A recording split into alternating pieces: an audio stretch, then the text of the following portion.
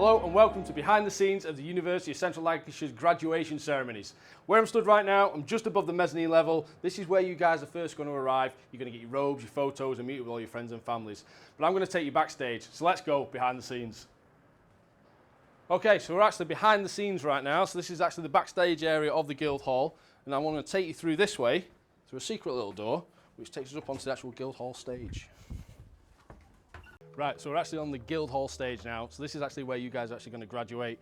You've got academics going to be sat down here. We've got the main table there where the senior academics will sit, and then that's the actual strip of carpet there. You're going to walk down and shake the Vice-Chancellor's hand, and then by the time you get to the end of the stage there, you're actually going to have graduated. So that's a pretty special moment for you. Now, what else we can see from out here? We can actually see all your friends and family are going to be sat around there, and you're actually going to be sat down on the floor.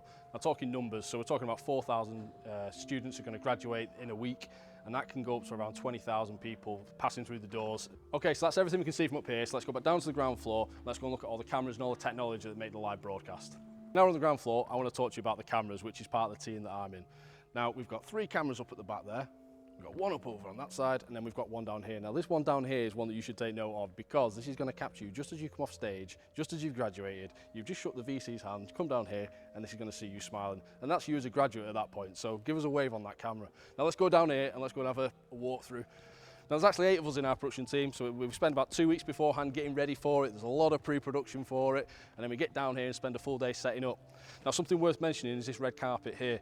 Now, this is fairly new in the last couple of years, but we're actually going to have academics lining this for you at the end of the ceremony, and you're going to have a guard of honour as you come down here. So just imagine it, you've got your mum, dad, friends and family, all your other peers coming down here, giving you a massive cheer. So it's a fantastic end to the ceremony. Okay, I'm going to leave you here at the end of the red carpet, and you're going to have a look around at all the other people helping on your graduation day, because it's not just our team, obviously. There's hundreds and hundreds of other people who help on the day to make it so special for you. But first off, let's go up there to the gallery and go and speak to Craig Williams, the director of the broadcast. Well, thank you, Adam, and hello. Welcome to the control room here at Preston Guildhall. My name's Craig Williams, and I'm the director of the graduation ceremonies here at the University of Central Lancashire. So, as Adam was explaining, all of the cameras come up to here, and this is where we mix them all together into a programme that you can watch at home or wherever you're watching.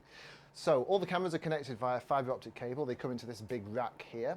We can then see them on the screen here, so we can see all 6 of the cameras. Throughout the ceremony, I can talk to all of the cameramen using the microphone there, so I'll ask them to get different shots at different times. All of that then is controlled by this vision mixer here, so I can select which camera that you see by pressing the buttons here. So during the ceremony, there's around 400 people graduating. So every time you see the picture change, that's me pressing a button here. So as you can imagine, we're quite busy during the ceremony. So this also lets us put graphics onto the screen. So when the Vice-Chancellor, for instance, is doing his speech, we can put a graphic on there with his name on. And we also have a Twitter ticker. So if you use the hashtag UCLan graduates on Twitter, we can put it on the screen there. Next to the vision mixer is the audio mixing desk, so we put the microphones on when we need to. All of that then is combined back into the rack here. We record everything onto one of these solid state drives. Each ceremony adds up to about 120 gigabytes, so that gets uploaded to YouTube later on. And of course, the output of everything goes to the streaming PC, so you can watch it on the live stream via the website. So, as Adam said before, we have a team of 8 people working on the graduation. We have 4 up here during the ceremony. We've got a sound man, we've got someone doing the ticker, me pressing the buttons, and we've also got 4 cameramen down there. So, that's all there is to it, really. We hope you enjoy watching it as much as we enjoy making it.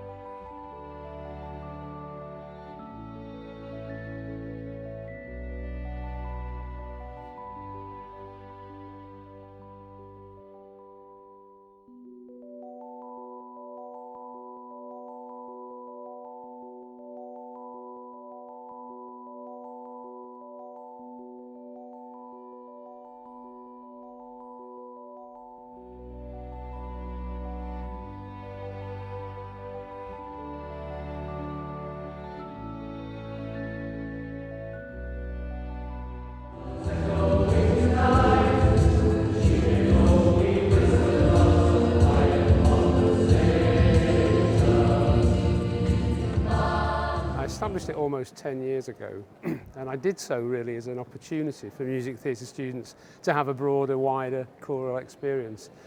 And it started pretty small scale, but it's grown from there, and we've become quite well renowned, not only within the university but beyond. And for example, singing at the graduation ceremonies is something we do regularly. When I audition them each year, I have to make sure that within the choir setup there's a good balance. There are 4 sections in the choir. We've got sopranos, altos, tenors and basses, and it's about creating a balance between those sections. So the number fluctuates, but I think 32 this year was about right. We warm up every time we sing together. So every time we rehearse, every time we do a concert, every time we sing here, we go through a series of vocal exercises to warm their voices up. It's, you can draw an analogy with sport and exercise. If you don't warm up properly first, you have a risk of damage. So we always warm our voices up before we sing. We've performed in all sorts of places. We've performed at the Royal Festival Hall in London, we've performed at Birmingham Symphony Hall, Bridgewater Hall in Manchester. We've also been as far as Shanghai. We went out there to one of our partner institutions in 2010 and spent a week singing there. So as well as our repertoire being varied, the venues we've sung in has been pretty varied too.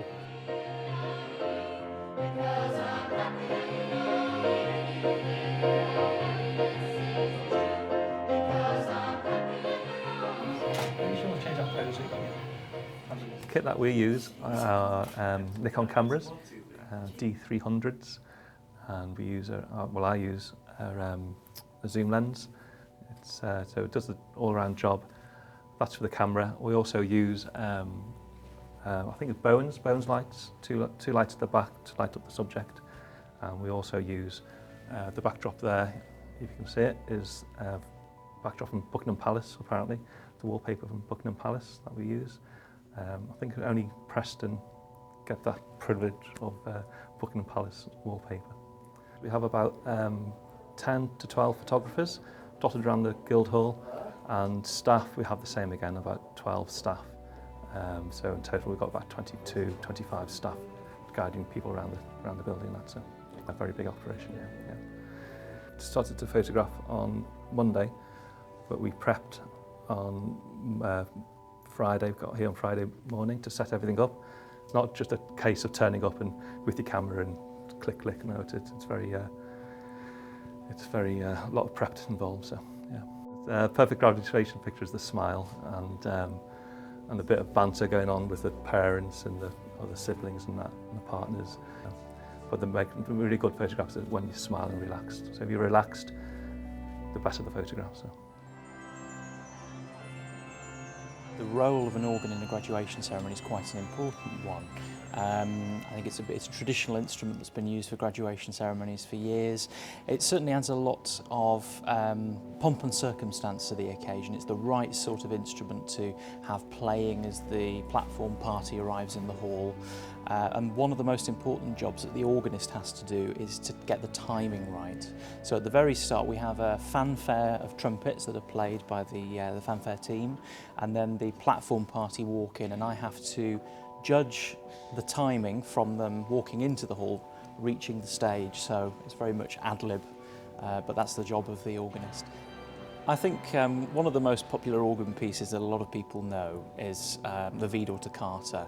So that's one, it's played at weddings a lot. It's a very technically demanding piece and a good one to go out with.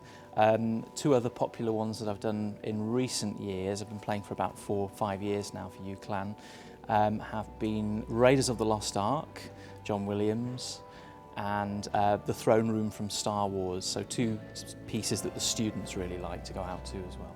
The organ is basically like playing a giant typewriter.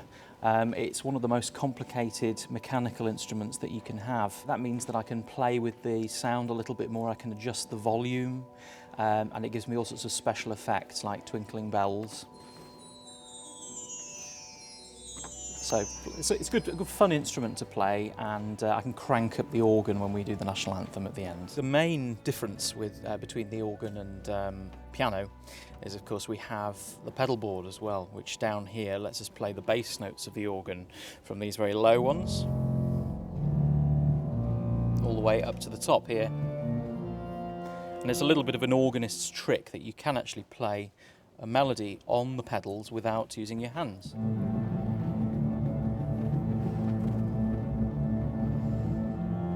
And you can play a few chords as well.